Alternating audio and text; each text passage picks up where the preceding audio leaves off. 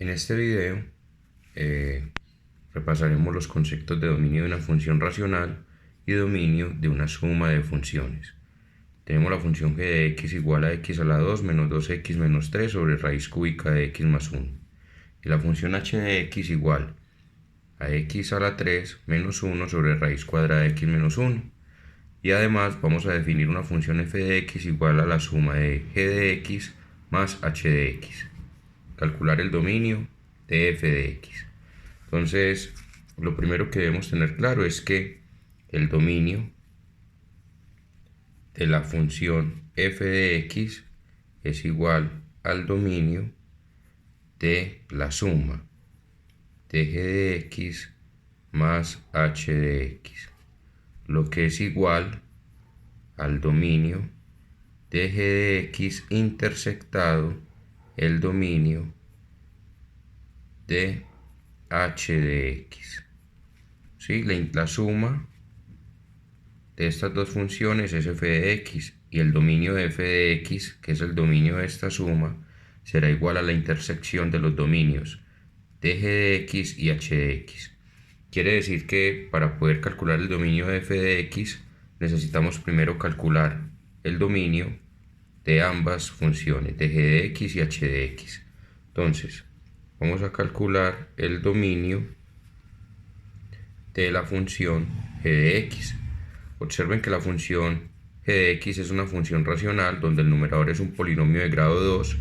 No hay ningún tipo de restricción para ese polinomio. Recuerden que el dominio de las funciones polinómicas son todos los reales, y como está en el numerador no hay ningún problema. En el denominador tenemos una función que es una raíz cúbica. En los números reales las raíces cúbicas admiten valores de 0, negativos y positivos, es decir, todos los reales. Sin embargo, en este caso la función raíz cúbica está en un denominador. Quiere decir que no podemos tomar el valor 0. Es decir, raíz cúbica de x más 1 debe ser diferente de 0. ¿Y cuándo podría dar esto 0? Cuando x más 1 sea igual a 0. Es decir, cuando x sea igual a menos 1. Quiere decir que el dominio de g de x serían todos los números reales excepto el elemento menos 1, o lo que es lo mismo, de menos infinito a menos 1 sin incluirlo, unido de menos 1 a infinito. Ahora analicemos el dominio de la función h de x. La función h de x está compuesta por dos funciones, es una función racional. En el numerador tenemos una función polinómica de grado 3. De nuevo, las funciones polinómicas no tienen restricciones para su dominio, es decir, son todos los reales. Como está en el numerador, no hay problema para esto. Pero en el denominador tenemos una función raíz cuadrada. Las raíces cuadradas solo admiten valores de 0 y positivos, pero como está en el denominador, no podemos considerar el valor de 0. Es decir, que este valor, la función raíz cuadrada de x menos 1, tiene que ser estrictamente mayor a 0. En particular, diferente de 0. Tiene que ser diferente de 0. En particular, x menos 1 es una cantidad que no puede ser 0, pero tampoco puede ser negativo. Es decir, x menos 1 debe ser estrictamente mayor que 0.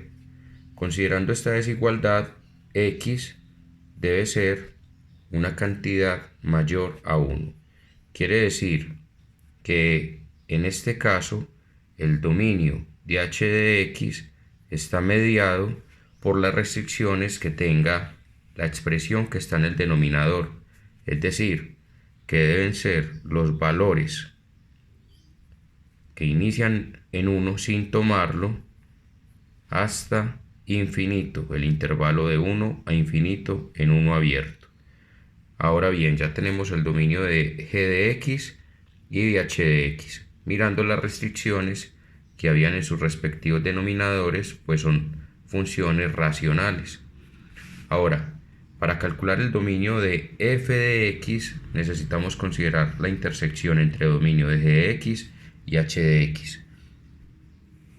Entonces, para la función g de x, tenemos que hay una restricción en el valor -1. Es decir, podemos tomar todos los números reales excepto esa cantidad. Pero para la función f de x, h de x, tenemos que solo deben ser los valores que van desde 1 sin tomarlo hasta infinito. Aquí está el valor de 1 abierto hasta infinito.